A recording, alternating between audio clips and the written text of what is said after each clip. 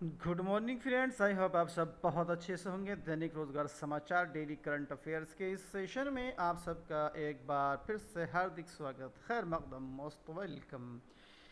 दोस्तों, उत्तर प्रदेश के अंदर जो एडेड माध्यमिक विद्यालय हैं उनमें प्रधानाचार्यों के लगभग 60% पद जो हैं वो अभी भी रिक्त पड़े हुए हैं।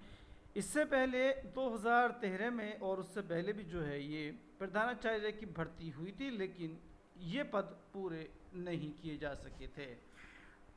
प्रदेश में सहायता प्राप्त माध्यमिक विद्यालयों में खाली पड़े प्रधानाचार्यों के पद जल्द ही भरे जाने की तैयारी है। सरकार ने शिक्षकों की तबादला प्रक्रिया की समाप्ति के तत्काल बाद प्रदेश के 60% एडेड सहायता प्राप्त स्कूलों के खाली पड़े प्रधानाचार्यों के पदों को भरने का निर्णय लिया है। प्रदेश के कुल 4,512 एडेड कॉलेज हैं, जिनमें से तकरीबन 60% स्थायी प्रधानाचार्य नहीं हैं। ऐसे में प्रभारी प्रधानाचार्यों के जिम्मे ही इन स्कूलों के सारे नीतिगत कामकाज हैं।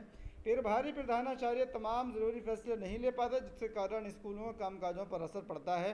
पिछले वर्ष शासन की ओर से एडेड स्कूलों में प्रधानाचार्यों की नियुक्ति की प्रक्रिया शुरू की गई थी, लेकिन कुछ तकनीकी खामियों की वजह से हाईकोर्ट ने उसे निरस्त कर दिया था। अब शासन ने नए सिरे से स्थायी प्रधानाचार्यों के खाली पड़े पदों को भरने का निर्देश जारी कर दिया है।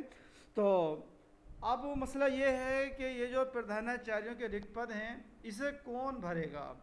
कहा जा रहा है कि नई शिक्षक भर्ती जो भी होने वाली है वो सब नया शिक्षा सेवा चयन आयोग कराएगा, लेकिन अभी वो सही तरीके से अस्तित्व में ही नहीं आया है। तो फिर ये नई भर्ती कौन कराएगा? उत्तर प्रदेश माध्यमिक शिक्षा सेवा चयन बोर्ड या फिर नया शिक्षा सेवा चयन आयोग?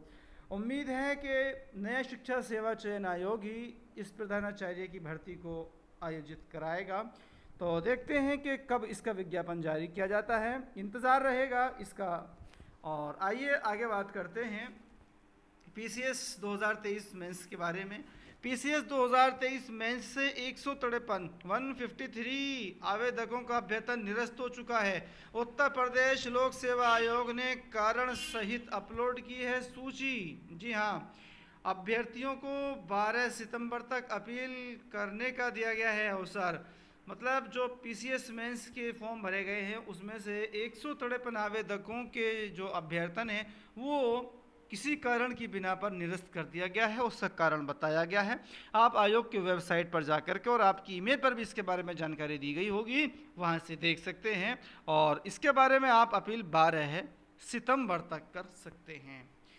अप्रैल 2005 के बाद नौकरी पाने वाले को पुरानी पेंशन नहीं। जी हाँ, आपको बता दें कि अप्रैल 2005 से पहले नियुक्त सभी कार्मिकों को पुरानी पेंशन है, और अप्रैल 2005 के बाद जितने भी नए सरकारी नौकरी में आए हैं उनको पुरानी पेंशन स्कीम से महरूम कर दिया गया है। उन सबको नई पेंशन स्कीम के दायरे में लाया गया है।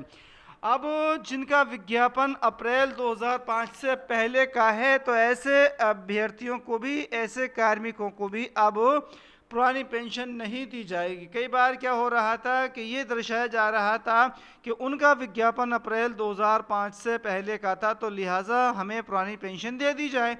तो अब यहाँ पर साफ कर दिया गया है सरकार की ओर से कि अप्रैल 2005 से विज्ञापन भले ही पहले निकला हो, लेकिन अगर उनकी नियुक्ति अप्रैल 2005 के बाद हुई है तो उनको पुरानी पेंशन नहीं दी जाएगी।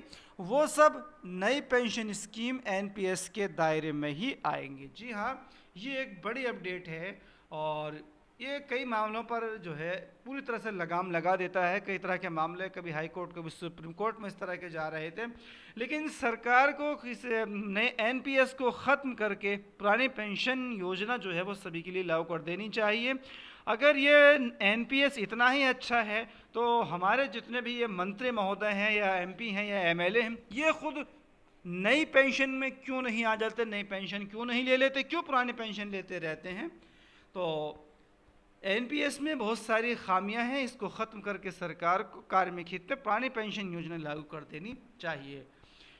और दोस्तों, एक और बड़ी अपडेट है, इंडिया नहीं अब चलेगा सिर्फ भारत। जी हाँ, G20 में भारत के राष्ट्रपति की तरफ से दिए गए भोज के निमंत्रण पत्र में इंडिया की जगह सिर्फ भारत लिखा गया है। और जब से विपक्षी दलों ने इंडिया नाम का अपना गठबंधन बनाया है, तब से मोदी सरकार की नींद उड़ी हुई है और किसी तरह से वो इस इंडिया शब्द को हटाने के पीछे तुली है। और तभी से भारत सरकार हो या फिर आरएसएस प्रमुख मोहन भागवत हों, सभी जो है इस इंडिया शब्द को हटाने के लिए बात कर रहे हैं।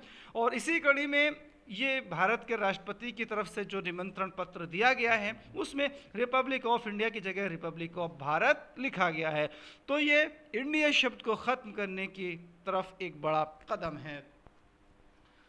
तो दोस्तों, इस वीडियो में इतना ही। वीडियो अच्छी लगे तो लाइक कीजिएगा, शेयर कीजिएगा, साथ ही साथ इसी तरह की दूसरी अपडेट्स पाने के लिए चैनल को सब्सक्राइब करना ना भूलिएगा। Thank you.